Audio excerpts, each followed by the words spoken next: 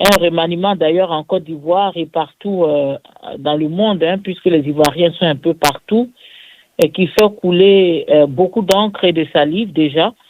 Et c'est très important pour nous ce soir d'en parler. Nous voulons voir dans ce remaniement quelle en est la nécessité, quelle en est l'opportunité, et puis aussi voir ce que ce remaniement peut avoir comme effet sur la vie de la population ivoirienne. Évidemment, quand on parle de la population ivoirienne, il ne faut pas seulement voir les Ivoiriens qui sont sur le territoire ivoirien en Côte d'Ivoire, mais il y a aussi les Ivoiriens de l'étranger qui sont un peu le soutien financier de leurs familles qui sont dans ce pays. Et donc, quand la population souffre, eh bien, c'est tous les Ivoiriens qui souffrent, qu'on soit en Côte d'Ivoire ou ailleurs. Alors, dans ces nominations, le président Ouattara a augmenté le nombre de ses ministres. Aujourd'hui, on nous parle de 51 ministres. Nous avons déjà 30 ministres avec des portefeuilles et nous avons parmi ces 30 ministres les ministres d'État. Nous avons un ministre d'État. Nous avons le ministre d'État chargé de la défense et autres. Et puis nous avons aussi les conseillers qui ont été nommés. Le conseiller spécial, M. Aoussou Jano. Et nous avons M. Mabri Touakeus qui revient dans les entourages proches du président Ouattara. Tout le monde sait que depuis un certain temps, il n'était pas très présent, bien qu'il soit parti du RHDP et qu'il soit revenu au RHDP. On a vu que son retour n'avait pas changé grand-chose immédiatement. Aujourd'hui, il est nommé conseiller du président. On ne sait pas encore ce que cela veut dire. On ne connaît pas les cahiers des charges de ces nominations et on ne pourra donc pas se prononcer sur les cahiers des charges, mais il y a des questions essentielles qui se soulèvent et ce sont ces questions-là que nous allons plus ou moins explorer ensemble avec tous ceux qui voudront se joindre à moi ce soir. Je ne sais pas encore si mes frères et mes collègues qui animent ce show avec moi sont arrivés, mais toujours est-il que au titre de ces nominations, donc ça commence déjà à jaser. Oui, ça jase partout, les gens font des analyses, ça parle. Ceux qui ne sont pas pro-Ouattara déjà dénoncent cette voilà, merci Jacques. Cette propension du président de la République à nommer une pléthore, mais alors une pléthore de ministres, je dirais même, si mes souvenirs ne me trompent pas, que c'est la première fois en Côte d'Ivoire que nous assistons à un gouvernement qui a combien, 51 personnes. Bon, voilà, on verra. Alors, les gens, beaucoup d'Ivoiriens ne sont pas contents de ces nominations. Et c'est d'ailleurs justifié. Vous savez qu'en ce moment, en Côte d'Ivoire, il y a aussi le problème. Voilà, bien sûr, tout à l'heure. Nous avons aussi une autre situation en Côte d'Ivoire qui fait que ces nominations déjà font parler beaucoup de gens. Nous avons le problème de l'augmentation de l'électricité et l'augmentation de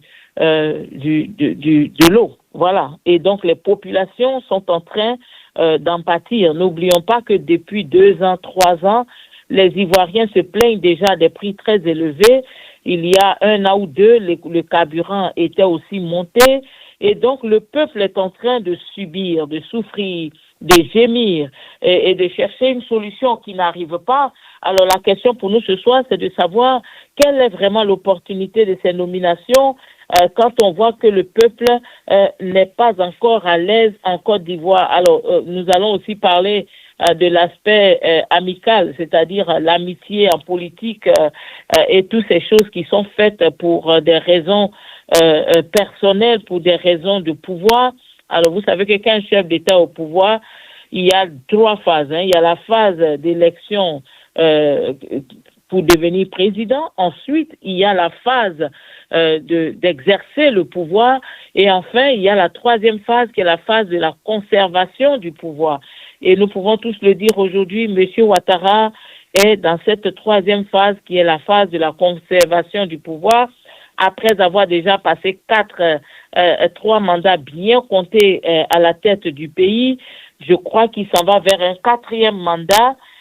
Et puis, nous avons aussi la situation, peut-être sur laquelle nous n'allons pas trop insister ce soir, mais qui va quand même intervenir dans ce débat de ce soir, c'est M. Affi N'Guessan, qui est en train de se désolidariser de M. Ouattara.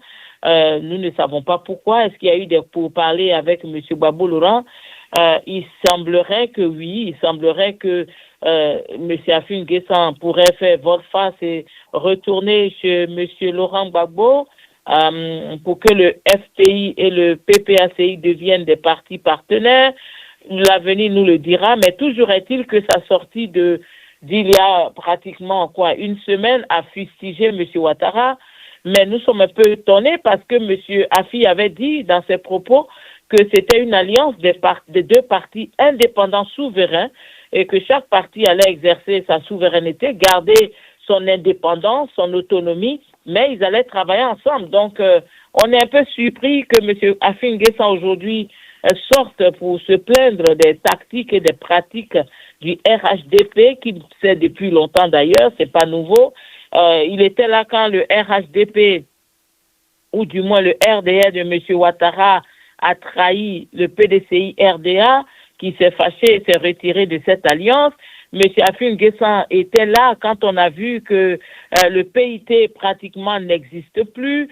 On n'entend plus parler du MFA, on n'entend plus parler de l'UPCI, de tous ces partis politiques qui sont entrés en alliance avec le RDR dans ce qu'on appelle le RHDP, donc les oufouettistes, comme ils se font appeler.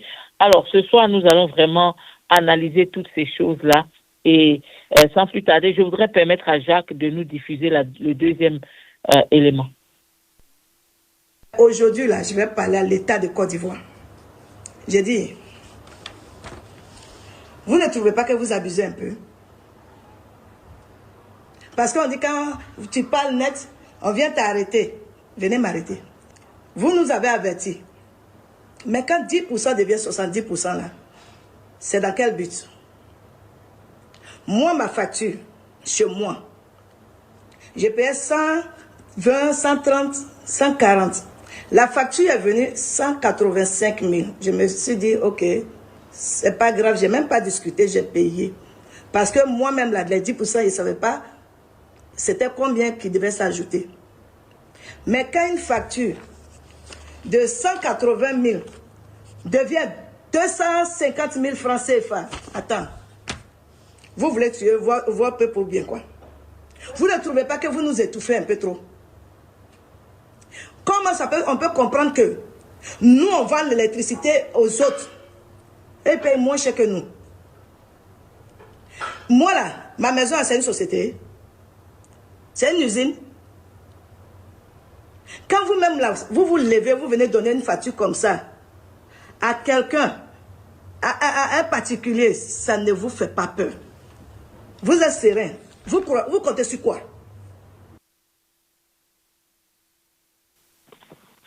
Voilà.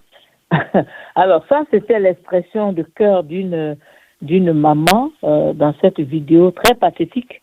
Une vidéo d'ailleurs qui vous brise le cœur. Vous voyez cette femme, elle est d'un certain âge.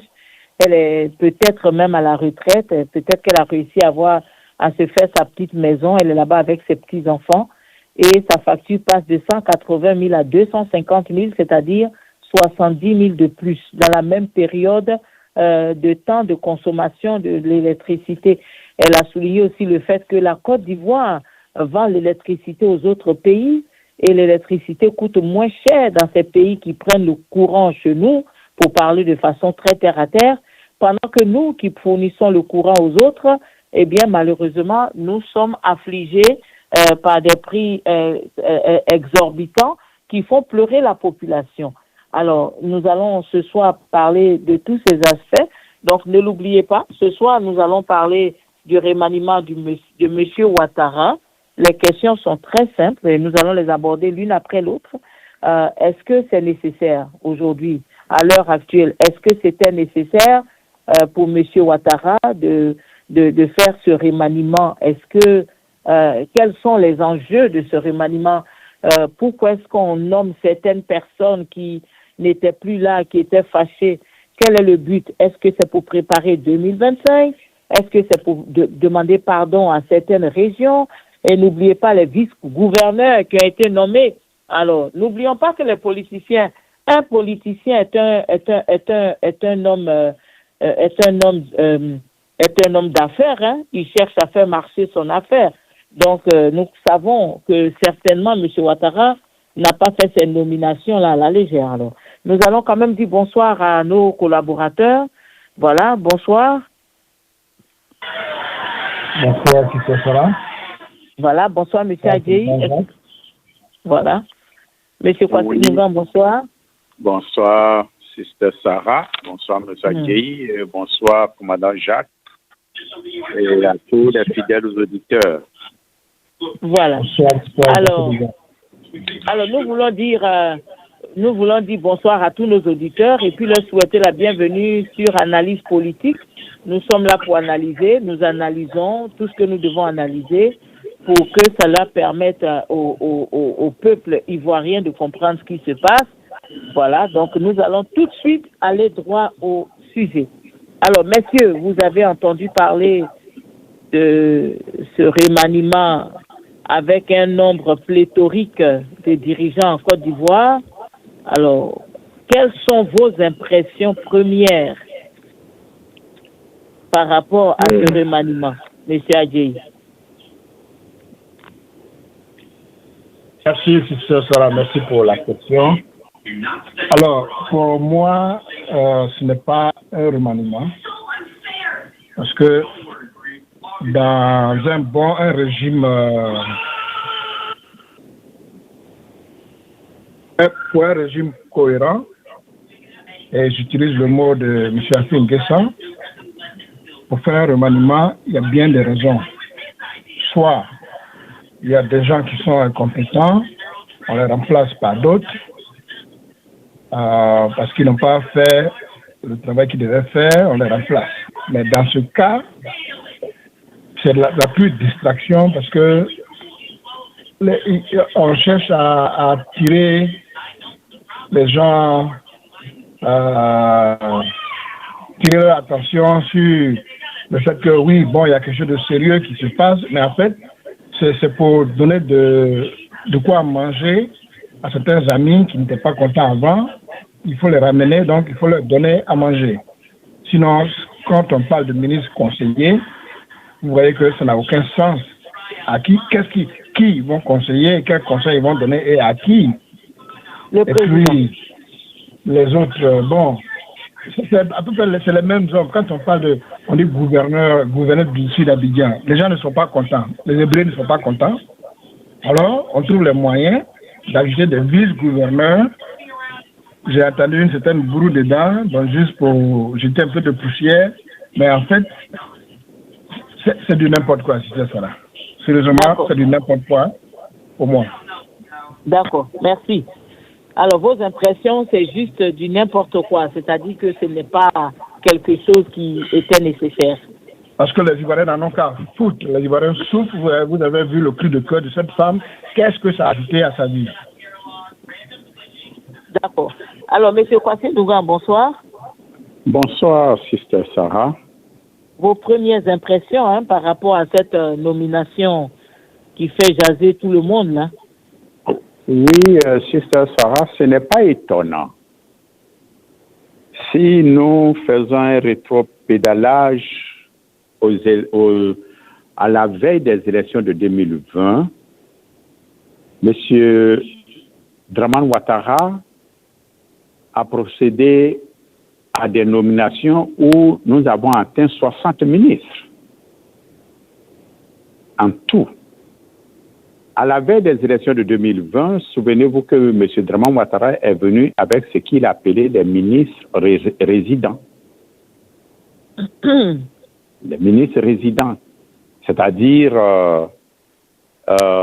des anciens ministres, des anciennes personnalités qui ont été laissés sur la touche, que Dramane Ouattara est venu réhabilités en les nommant ministres résidents. Aujourd'hui, c'est le même scénario. Nous sommes au-delà de plus de 50 ministres maintenant. C'est le même scénario que Draman Ouattara répète à la veille des élections de 2025. Nous sommes à près de 18 mois des élections de 2025. Donc, il faut mettre une gabarit électorale, une batterie électorale en place. C'est ça qui a mené Draman Ouattara à faire cette nomination. Et souvenez-vous encore qu'après les élections de 2020, le troisième mois qui a suivi, Draman Ouattara a chassé beaucoup d'entre eux. Vous connaissez très bien Thierry Légré. Oui. Thierry Légré avec barbe moustache blanche, là. Bien sûr. Il avait été nommé ministre pendant cette période, mais après l'élection de 2020, il a été laissé. Et d'autres personnes, d'autres personnalités, même Dakouri a été nommé ministre. Après les élections de 2020, il a été laissé. Donc, Draman Ouattara, c'est quelqu'un, il s'en fout des Ivoiriens. Il n'a pas de respect ni de considération pour les Ivoiriens. Il a besoin des Ivoiriens. Et comme ce sont des gens qui veulent manger, ce sont des gens qui n'ont pas de dignité, qui n'ont pas de personnalité, Draman Ouattara est prêt à utiliser cette catégorie d'Ivoiriens pour atteindre ses objectifs. Voici la raison pour laquelle il est allé rechercher encore dans le panier à poissons pourris. Moi, je dis ça, dans le panier à poissons pourris. Ce sont des poissons pourris. Les poissons Djakeoura. Djakeoura.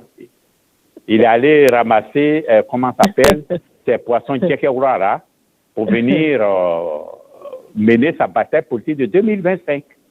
Oui, je ris, mais c'est un peu dur comme image. Hein? Quoi? J'ai dit je ris de ça, mais c'est un peu dur comme image. Les poissons oui, mais ce que je dis, ce n'est pas une... ce sont des faits. On a déjà vécu ça.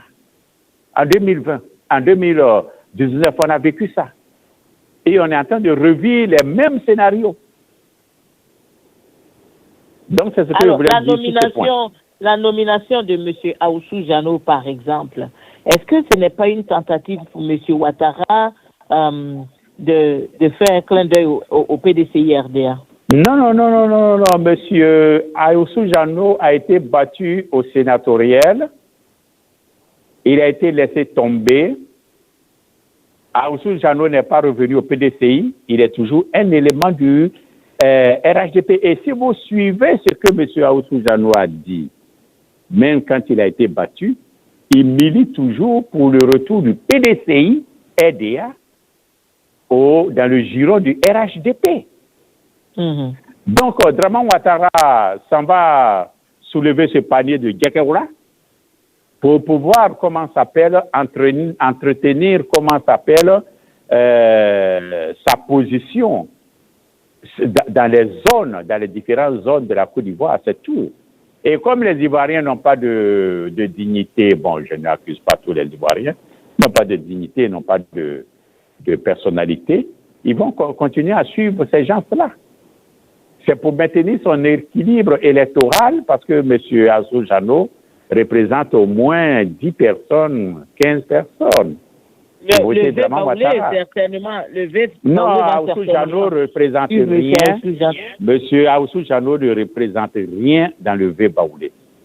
Ah oui, parce que même chez lui, aux dernières élections, non seulement il a été battu, mais tout a été raflé par le PDCI là-bas, dans sa région. Il ne représente rien dans le V Baoulé. Il a créé la zizanie dans le V Baoulé. Je ne vois même pas quel Baoulé digne de ce nom qui respecte M. Aoussou Jano. Je vous le dis. Aucun Baoulé ne respecte Aoussou Jano. Si ce n'est pas des gens qui pensent qu'avec Aoussou Jano, ils peuvent avoir mangé, mais je ne vois pas un Baoulé digne de ce nom, avec tout le désordre qu'il a mené dans le royaume Baoulé. Je ne vois pas un Baoulé digne de ce nom qui a de la considération et du respect pour Draman Ouattara, pour monsieur, Aoussou Jano. Mais Draman Ouattara a besoin de ces Djakeoura là pour sentir. Djakeoura là, ça sent, non? pour sentir, pour parfumer sa politique électoraliste, c'est tout. C'est purement à but électoraliste. D'accord. Il n'y a pas d'autre chose. Il n'y a pas d'autre raison. Juste pour préparer 2025. C'est tout. Voilà. D'ailleurs, ce qui est légitime, hein, M. Ouattara a le droit de nommer qui il veut. Il a le droit de nommer combien de personnes il veut, à quel poste il veut. Mais la grande question pour nous aujourd'hui, c'est quelle est l'importance de ces nominations pour le peuple? Parce que M. Ouattara nous a dit qu'il vient, il veut le pouvoir pour aider la Côte d'Ivoire, donc pour aider le peuple. Aujourd'hui, à la veille des élections de 2025, le président Ouattara ne pose aucune action pour aider le peuple, mais il pose plutôt des actions qui vont dans le sens de la consolidation de son pouvoir. Alors, il a nommé des personnes qui viennent de certaines régions. M. Mabry Touakeuse, qui est certainement l'espoir de M. Ouattara du côté de l'ouest là-bas, de Man et d'Anané et toute cette région. Il est sûr que M. Mamadou Sanogo pourra aider dans lui sa région. Et puis, évidemment, on a parlé de M. Aouzou Jano, dont vous dites qu'il n'a aucun poids là-bas dans le vieux Baoulé. Alors, est-ce que M. Ouattara, à l'heure actuelle, se soucie vraiment de la population? Non, Sister Sarah. Non, et ça, c'est la partie la plus importante. M. Draman Ouattara peut nommer qui il veut, quand il veut, comment il veut, où il veut. Ce n'est pas ça le problème. Le problème, il peut nommer, comme je l'ai dit, des poissons pourris. Ce n'est pas ça le problème.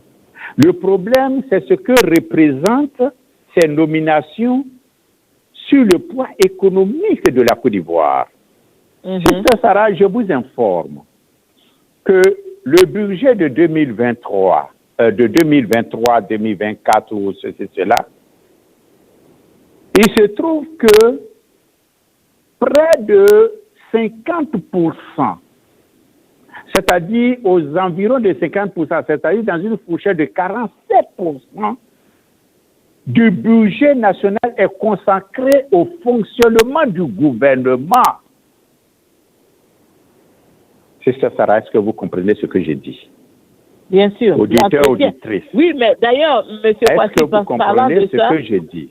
47% du budget national de Côte d'Ivoire est consacré au fonctionnement du gouvernement. Oui, mais sur ce point, d'ailleurs, ça sera pire maintenant, parce que, écoutez, si on a 51 ministres et qu'on donne à chaque ministre, faisons un peu de calcul. Si un ministre reçoit 2,5 millions par mois comme salaire, n'est-ce pas, et qu'on lui donne toutes les commodités l'installation d'un ministre, c'est minimum 25 à 50 millions de frais d'installation qu'on leur donne. C'est-à-dire pour acheter les meubles, les casseroles, les cuillères, Oui, mais c'est ça. Les frais d'installation s'élèvent minimum à 25 millions de francs CFA, sans compter les salaires. Donc, voici ce qui se passe. C'est-à-dire que, sans compter les salaires et sans compter les avantages liés au poste de ministre. Et sachez qu'un conseiller du président a rang de ministre, s'il vous plaît.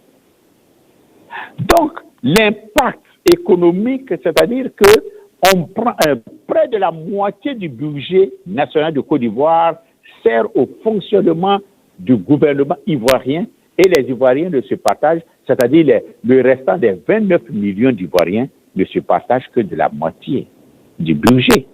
C'est ça la réalité.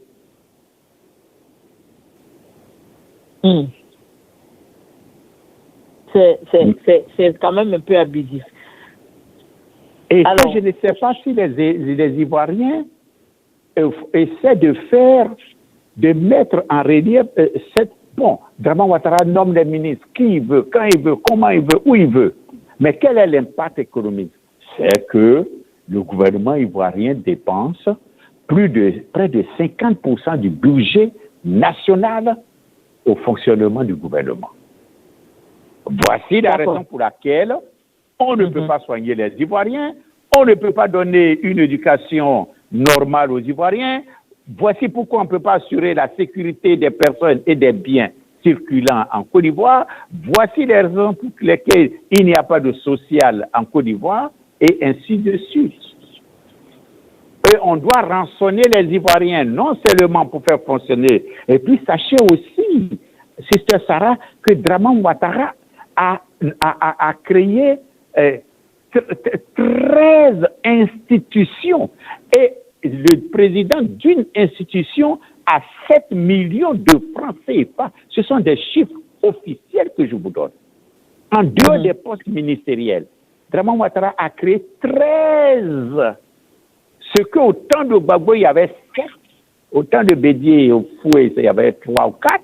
Aujourd'hui, c'est au moins 13 institutions que Dramane Ouattara a créées. Tout ça, c'est ça qui monopolise la richesse. Il faut les faire, comment ça s'appelle? Il faut faire fonctionner ces institutions, il faut faire fonctionner toutes les arcanes du gouvernement, mais il n'y a plus d'argent. On doit rançonner maintenant le peuple. Le peu qu'on leur donne, on doit leur retirer ça. Voici. On doit leur retirer. D'accord. Merci, alors, M. Adjaye, vous avez entendu ce que M. Kwasi Dunga vient de dire, hein, nomination de poisson pourri, un nouveau gouvernement extrêmement budgétivore, pendant que la population pleure, pendant que la population se cherche.